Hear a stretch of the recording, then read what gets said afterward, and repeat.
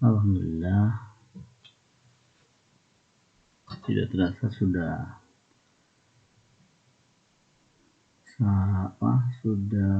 sampai lagi di penghujung pembelajaran, dalam artian kali ini kita akan menghadapi ujian pendidikan kesetaraan untuk tahun pelajaran 21-22. Kali ini saya akan bahas terkait kisi-kisi yang pernah dibagikan. Untuk kesempatan ini akan dibahas dalam bentuk materi-materi dari kisi-kisi tersebut. Ini untuk mata pelajaran paket. Di antaranya dari kisi-kisi itu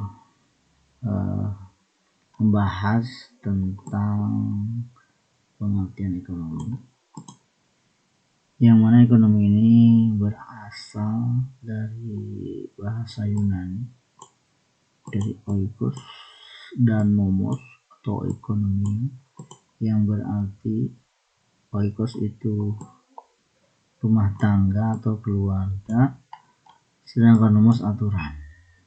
Jadi oikonomia itu adalah aturan dalam rumah tangga.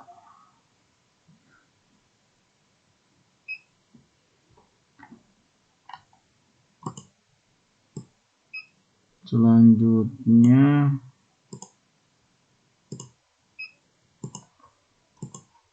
dibahas terkait kebutuhan berdasarkan intensitasnya. Kebutuhan dasar itu disebut dengan primer, ini dasar sekali, kebutuhan yang pokok, kebutuhan yang awal. Berikutnya ada pelengkap, disebut dengan sekunder, ini pelengkap dari yang primer. Ada kebutuhan mewah atau tersier.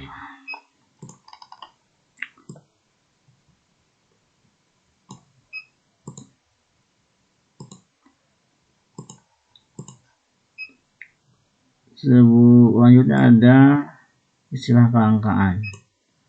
Kelangkaan ini adalah saat jumlah barang atau jasa sebagai alat pemuas kebutuhan manusia tidak mampu mencukupi kebutuhan atau adanya kekurangan. Itu adalah kelangkaan, atau kata lainnya terjadi kesenjangan antara kebutuhan manusia dengan pemuas kebutuhan itu sendiri.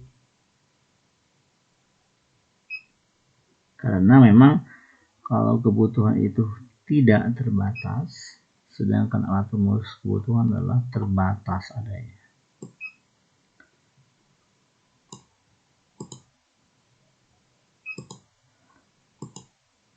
Inti masalah ekonomi. Nah, ini kebutuhan manusia yang tidak terbatas, sedangkan alat pemuas kebutuhan terbatas adanya. Itu adalah inti dari permasalahan ekonomi.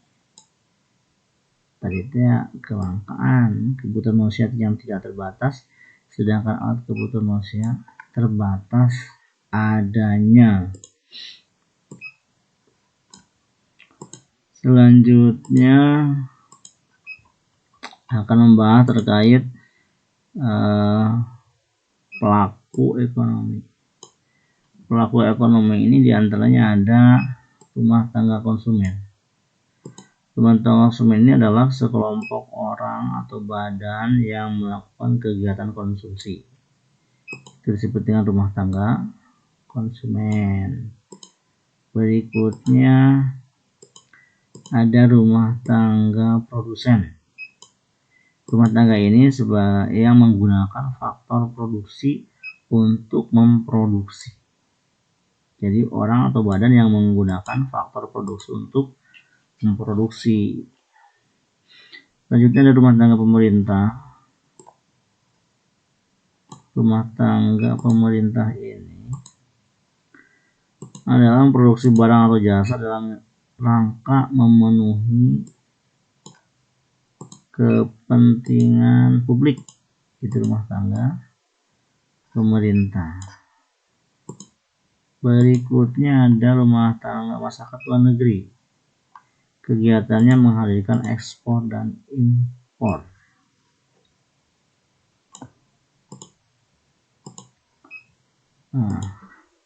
Materi selanjutnya adalah terkait dengan permintaan dan penawaran.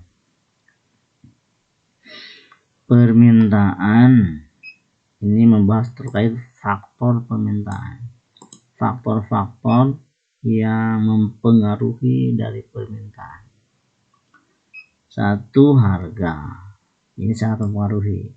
Ketika harga naik, permintaan pasti turun. Kalau faktor lain tidak berpengaruh. Selain harga, ada juga pendapatan. Ketika pendapatan orang naik, maka permintaan terhadap barang atau jasa akan naik juga. Pendapatan masyarakat naik, besar pendapatannya, maka pengaruhnya terhadap permintaan barang atau jasa pun akan tinggi. Selanjutnya, jumlah penduduk. Semakin banyak penduduk, maka permintaan semakin banyak pula. Ataupun sebaliknya, sedikit penduduk maka permintaan sedikit. Selanjutnya, selera. Selera masyarakat atau selera konsumen. Ketika selera naik, maka permintaan pun akan banyak. Sebaliknya, ketika selera turun, permintaan pun akan turun. Yang kelima, harga barang. Harga barang lain. Itu yang mempengaruhi faktor. Ada faktor-faktor yang mempengaruhi terhadap permintaan.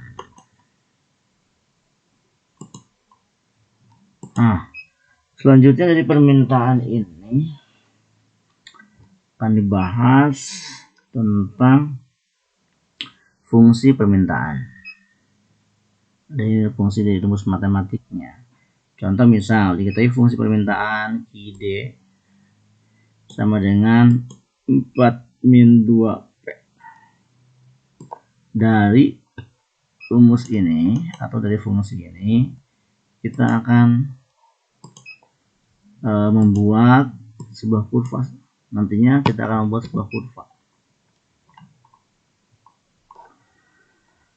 Cara menghitungnya, QD sama dengan 4-2P. Dari fungsi ini kita akan menarik sebuah kurva permintaan, kurva demand. Permintaan itu demand, lambangnya ada D, permintaan itu demand. Cara menghitungnya, kita misalkan kita berangkat dari titik koordinat 0. Misal Q-nya sama dengan 0, maka 0 sama dengan 4-2P. Tadi kan Q-nya 0, maka Q-nya diganti dengan 0, QD-nya diganti dengan 0. 0 sama dengan 4-2P. Kemudian 2P pindah ruas, jadi hasilnya negatif, jadi positif. 2P sama dengan 4. P sama dengan 4/2. P sama dengan 2. Maka titik koordinatnya adalah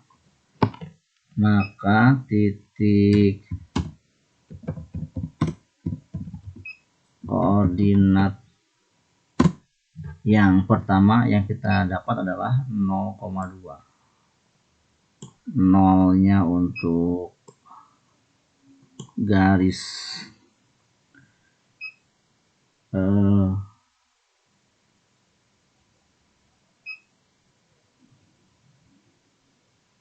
Q, sedangkan 2-nya untuk garis P. Kalau di matematik sumbu X, sumbu Y. Kalau di ekonomi itu sumbu Q dan sumbu P. Kemudian setelah satu titik di titik koordinat diperoleh, kita yang sekarang kembalikannya tadi, kalau tadi Q-nya 0, sekarang yang diketahui adalah saat P-nya 0, maka QD sama dengan 4 min 2 dikali 0, yang tadi P-nya sudah diganti dengan 0, dan 4. 2 kali 0, 0, 4 dikurangi 0, 4. Maka diperoleh titik koordinat 4,0. Dari dua titik koordinat tadi 0,2 kemudian 4,0, tadi kan gambarkan kurvanya. Nah, seperti ini kurvanya. Ini kurva dari titik koordinat 0 di sini, 2, P-nya 2, Q-nya 0, P-nya 2, titiknya di sini. Kemudian yang kedua 4,0, Q-nya 4, P-nya 0, 4 Q di sini. Titik ini kan. 0-nya tadi di sini kan, 0. Di sini titiknya. Maka dari itu setelah dua titik koordinat diperoleh, maka ditarik kurvanya dari kiri atas, dari angka 2 ditarik ke angka 4. Maka inilah kurva dari fungsi QD sama dengan 4 dikurangi 2P. Ini bentuk kurvanya, kurva permintaannya ini. Kurva permintaannya seperti ini. Berikutnya ada sebuah ilustrasi.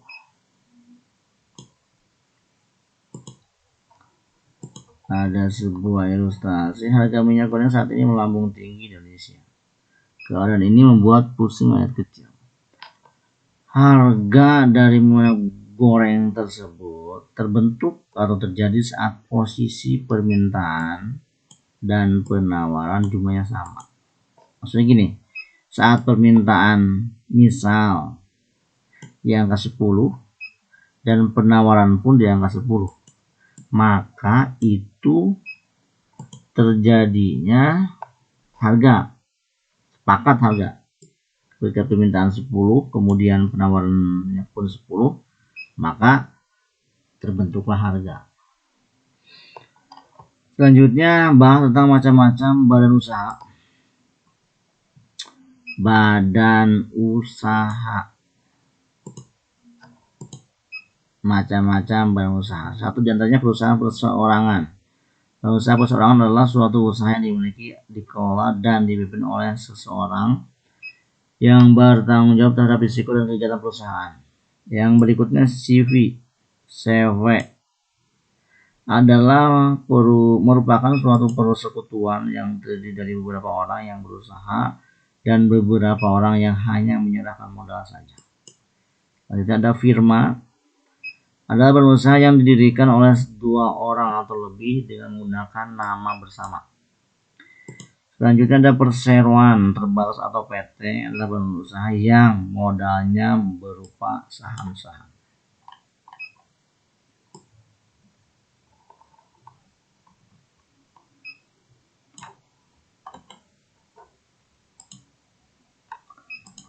Berikutnya kita akan bahas tentang peranan BUMN terhadap peningkatan kemampuan rakyat Indonesia, antara lain 1.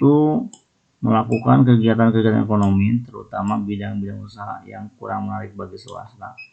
2. Sebagai pelaku kegiatan ekonomi dalam perekonomian nasional untuk mewujudkan kesejahteraan masyarakat. 3. Melakukan kegiatan produksi dan distribusi sumber-sumber alam. 4. Mencegah agar cabang-cabang produksi yang penting bagi negara tidak dikuasai oleh badan usaha swasta. Yang berikutnya, memperluas lapangan kerja sehingga mengurangi jumlah pengangguran. Selanjutnya, menjadi mitra kerja dalam kegiatan usaha dengan badan usaha swasta dan kooperasi dengan semangat kebersamaan.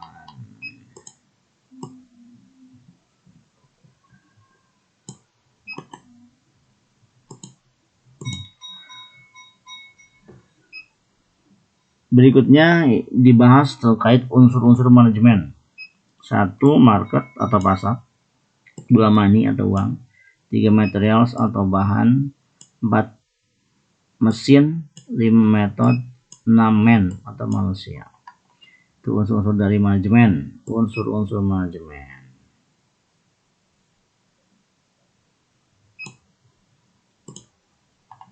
Selanjutnya terkait bagi bagian dari diantaranya yang termasuk ke dalam bagian membahas yang termasuk ke dalam bagian dari pajak daerah. 1. Pajak kendaraan bermotor, bea balik nama kendaraan bermotor, pajak bahan bakar kendaraan bermotor, pajak air permukaan, pajak rokok, pajak kabupaten, biasanya terdiri diantaranya pajak hotel, restoran, hiburan, reklame, penerbangan jalan, pajak pengelabungan logam dan batuan, parkir, air tanah, sarang burung walet, pajak umum dan bangunan, pedesaan dan perkotaan, bea perhotelan, hak atas tanah dan atau bangunan.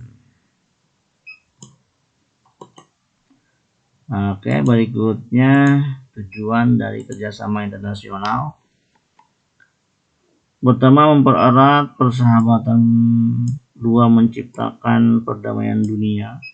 3.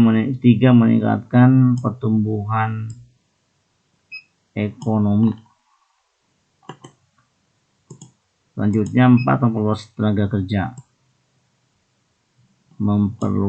tenaga kerja. Selanjutnya meningkatkan kemajuan di berbagai bidang. Berikutnya untuk melengkapi kebutuhan negara.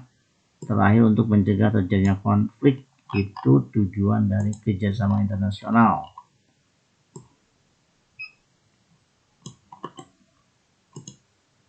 Selanjutnya macam-macam sistem ekonomi. Pertama, sistem ekonomi tradisional, sistem ekonomi terpusat atau komando atau sosialis, sistem ekonomi liberal atau kapitalis, dan sistem ekonomi campuran. Ada sistem ekonomi Pancasila. Ini yang terkait dengan sistem ekonomi di dunia. Berikutnya kelebihan dari sistem ekonomi komando. Di antaranya pemerintah mudah melakukan pengawasan dan pengendalian barang di pasar. Pemerintah dapat mengendalikan berbagai permasalahan ekonomi seperti tingginya pengangguran, kemiskinan, inflasi, dan lain-lain. Sebab berperan sebagai pengontrol. Ketiganya, pemerintah juga dapat menjaga kondisi ekonomi lebih stabil karena semua dijalankan berdasarkan desainnya. Yang berikutnya adalah tidak terjadi kesenjangan sebab semua masyarakat memiliki kondisi ekonomi yang relatif stabil. Yang kelima, pemerataan pendapatan dapat tercapai dan lebih jarang mengalami krisis ekonomi. Itu diantaranya yang termasuk ke dalam kelebihan sistem ekonomi komando. Ekonomi komando itu sosialis ya. Selanjutnya tabungan yang tidak terikat oleh jangka waktu dengan syarat penyetoran dan pengambilan disebut Tabanas, tabungan nasional. Berikutnya bukan merupakan laporan keuangan koperasi diantaranya. Jadi dalam koperasi itu tidak ada laporan laba rugi. Kalau di perusahaan biasa kan ada laporan laba rugi ya, perubahan modal, laba rugi, dan lain sebagainya. Kalau di koperasi tidak ada laporan laba rugi. Selanjutnya menghitung jumlah modal sebuah lembaga atau perusahaan dilakukan pada. Jadi untuk mengetahui jumlah modal itu terjadi atau itu jadi jumlah modal ini akan diketahui manakala dibuatkan laporan perubahan modal. Baru akan diketahui perubahan modal awal ke modal akhir.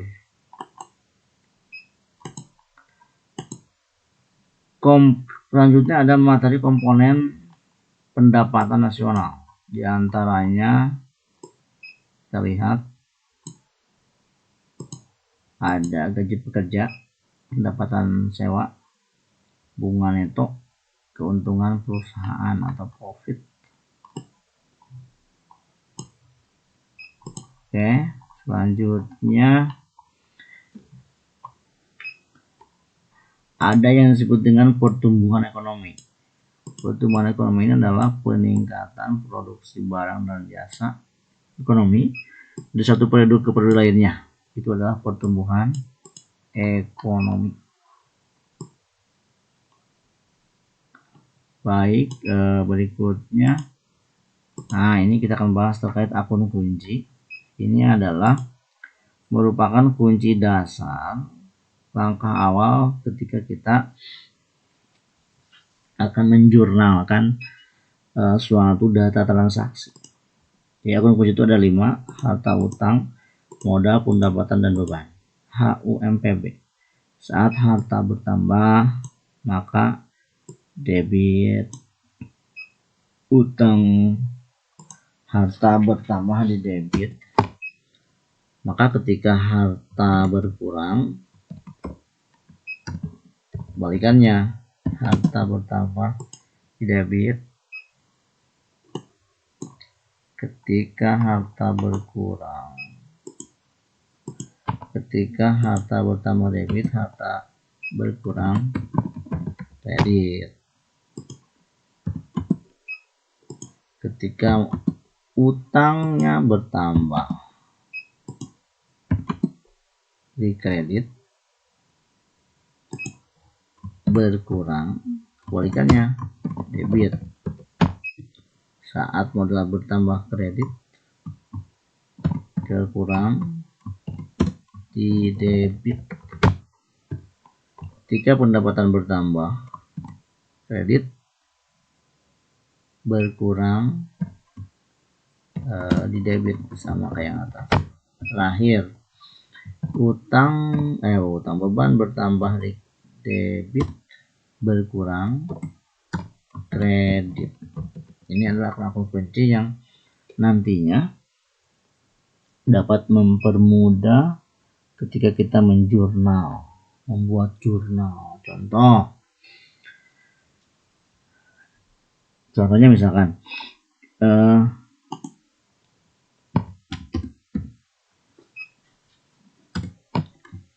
dibeli peralatan 20.000 rupiah kredit, secara kredit. Maka dari transaksi ini kita dapat membuat sebuah jurnal, dapat membuat jurnalnya dengan bantuan akun ini, yang 5 ini: harta utang, modal, pendapatan, beban, dan beban. Maka akan diperoleh ketika ada transaksi ini. Dibeli peralatan secara kredit seharga 20.000 rupiah. Saat membeli peralatan itu pasti akan menambah, peralatan ini akan bertambah. Yang asalnya sedikit jadi banyak, atau yang asalnya tidak ada jadi ada. Karena peralatan yang dibeli, otomatis peralatan bertambah. Peralatan ini termasuk ke dalam golongan harta. Harta itu kan sederhananya ada 2 dulu. Harta tetap, ada harta lancang. Ini sederhana tuh. Harta tetap itu harta-harta yang masa pakainya jangka pakainya relatif panjang, lama, lebih dari 1 tahun. Contohnya peralatan.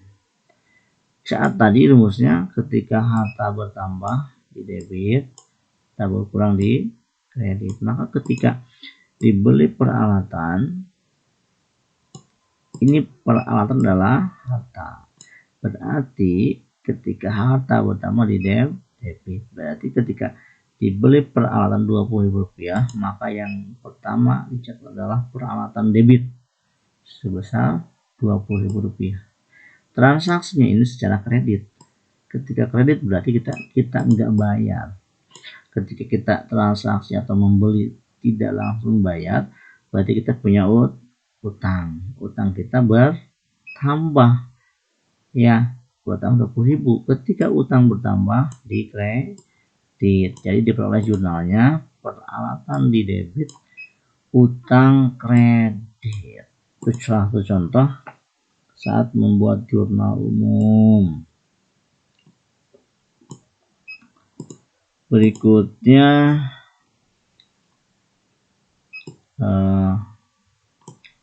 tadi yang sistem ekonomi itu adalah perangkat yang digunakan suatu negara untuk mengelola faktor ekonomi.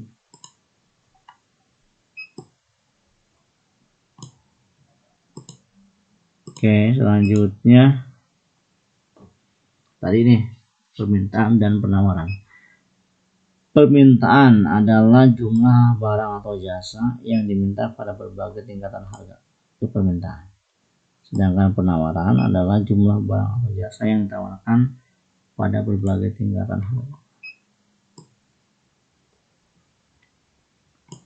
Baik, berikutnya kegiatan memindahkan data dari jurnal ke buku besar disebut dengan posting. Selanjutnya contoh kebutuhan jasmani diantaranya. Ini macam kebutuhan. Kalau dalam kebutuhan jasmani itu makan, minum, olahraga, istirahat, pakaian. Selanjutnya ada juga yang tergolong ke dalam kebutuhan rohani, diantaranya beribadah, belanja, rekreasi, melakukan hobi, bersosialisasi dengan masyarakat. Itu adalah kebutuhan rohani. Kebutuhan rohani.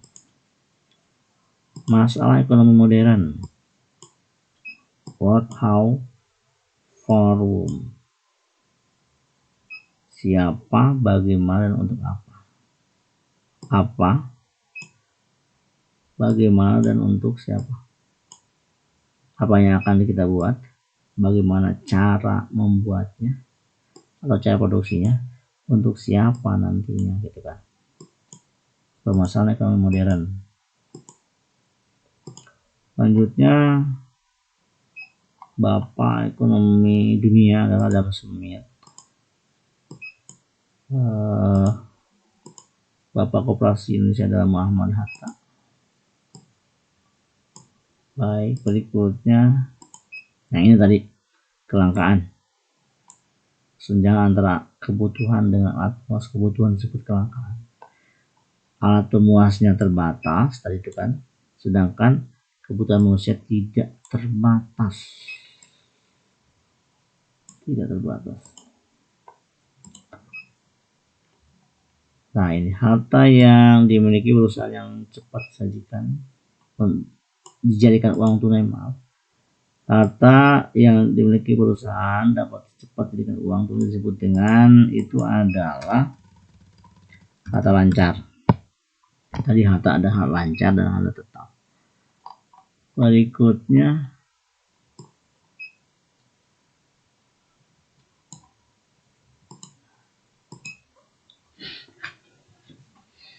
misal tadi contoh apa, soal dibeli tambahan peralatan jasa secara tunai, pengaruhnya pada PDA bersama dasar akuntansi adalah dibeli peralatan tunai, dibeli peralatan secara tunai. Tadi disebutkan peralatan bertambah. Di sisi lain karena ini tunai, maka harta yang lainnya berkurang, kasnya berkurang.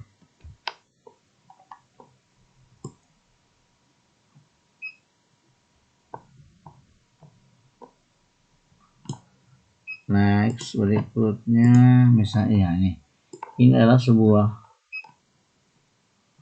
contoh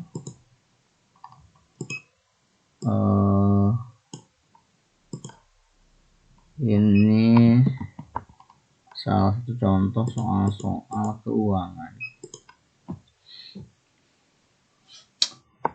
Tadi akun kuncinya yang ini nih. Nah, yang ini. Maka akun kunci ini bisa dipakai untuk menjawab soal seperti ini. Misal, Adi Suasana adalah usaha penjahitan baju yang didirikan oleh Adi pada 2 Mei. Selama bulan Mei terjadi hal sebagai berikut. Tanggal 2, sebagai setoran modal pendirian Adi Suasana diserahkan bangunan ruko, rumah toko beserta tanahnya masing-masing seharga 60 juta dan 35 juta. Dari transaksi tanggal 2 ini, maka kalau dijurnalkan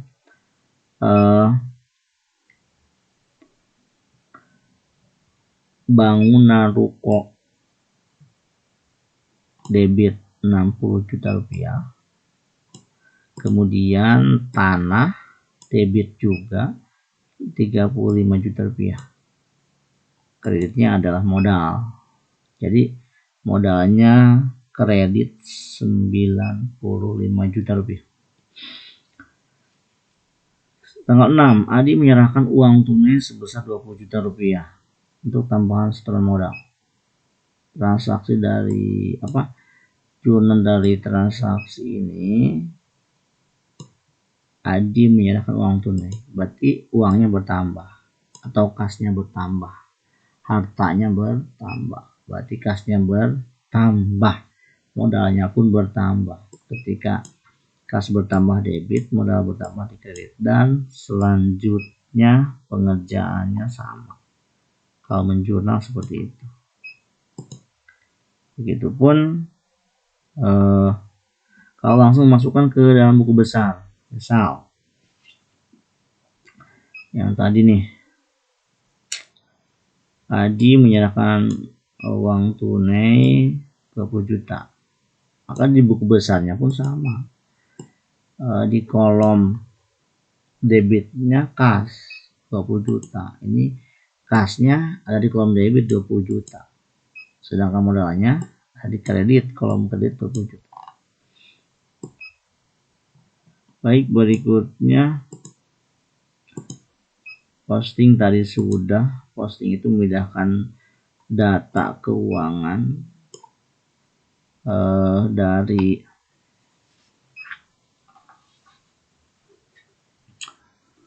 jurnal ke buku besar, namanya posting. Neraca ini memasukkan sisi harta lancar, harta tetap dijumlahkan sebelah kirinya, kemudian di bagian aktif pasifa itu utang dan modal jumlahkan sama-sama, jumlahnya harus benar sama. Ada laporan laba rugi. Laporan laba rugi ini komponennya diantaranya pendapatan dikurangi jumlah beban itu adalah laba rugi. Jika jumlah pendapatan lebih besar dari beban, maka hasil dari perhitungan ini adalah laba bersih. Misal pendapatannya adalah 10, bebannya 2, sama dengan 8. 8 ini adalah laba bersih. Sebaliknya yang kedua, jika pendapatannya 8, bebannya adalah 10, sama dengan 2. 2 ini adalah rugi bersih. Rugi bersih itu contohnya. Selanjutnya ada macam-macam tenaga kerja. Tenaga kerja itu diantaranya ada tenaga kerja terdidik. Selain dokter, masih banyak pekerjaan juga melakukan pendidikan formal. Tenaga kerja ini memperoleh kemampuannya dalam suatu bidang dengan cara menempuh pendidikan formal. Intinya sekolah dulu lah. Maka tenaga kerja yang asalnya keterampilannya itu diperoleh dari hasil pendidikan disebut dengan tenaga kerja terdidik, di antaranya dokter, arsitek, guru, dan lain sebagainya. Yang kedua adalah tenaga kerja yang terampil.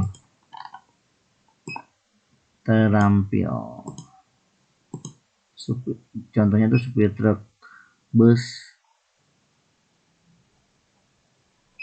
Tenaga kerja ini dia membutuhkan di bidang tertentu, terampil di bidang tertentu dia. Ada juga tenaga kerja tidak terdidik, tidak terampil, bekerja kasar ini. Itu macam-macam tenaga kerja. Berikutnya macam-macam masalah ketenaga kerjaan di Indonesia. Di antaranya rendahnya kualitas kerja, tenaga kerja, dua jumlah angkatan kerja yang tidak sebanding dengan kesempatan kerja. Maksudnya para pencari kerjanya banyak, sedangkan lapangan kerja sedikit. Itu masalah di kita. Persebaran kerja yang tidak merata kan. Di perkotaan lebih banyak pekerjaan, sedangkan di perkampungan jarang, tidak merata. Di Jawa mungkin banyak, sedangkan ketika ke pelosok-pelosok mungkin lebih sedikit, tidak merata intinya. 3, pengangguran, banyak sekali pengangguran. Baik, selanjutnya inflasi menurut sifatnya. Ketiga, inflasi merayap, creeping inflation, inflasi menengah, glowing inflation, serta inflasi tinggi, hyperinflation. Itu adalah inflasi. Tujuan kebijakan fiskal. 1, meningkatkan produk domestik bruto PDB negara dan PDB per kapita. 2, meningkatkan serapan tenaga kerja. 3, menjaga stabilitas harga. 4, mencapai stabilitas ekonomi. Itu tujuan dari kebijakan fiskal. Next, selanjutnya kemudian selanjutnya memacu pertumbuhan ekonomi negara, membantu mendorong laju investasi, membuka kesempatan kerja luas, mewujudkan keadilan sosial, membentuk pemerataan dalam pendistribusian pendapatan, mengurangi pengangguran, menjaga stabilitas atau kestabilan harga supaya terhindar dari inflasi. Itu tujuan dari kebijakan fiskal. Berikutnya masih ada sumber penerimaan negara dari pajak. Pajak pusat, pajak penghasilan, ini penerimaan negara dari pajak nih. Pajak pusat penerimaan, pajak penambahan atau PPN, pajak penjualan atas barang mewah, PPNBM, bea materai, pajak bumi dan bangunan atau PBB, pajak perdagangan internasional. Oke, terakhir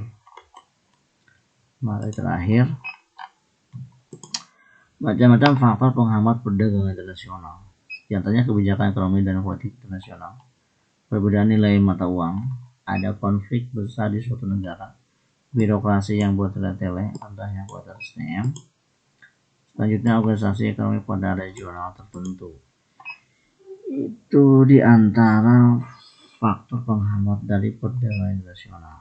Demikian materi untuk UPK maupun ekonomi.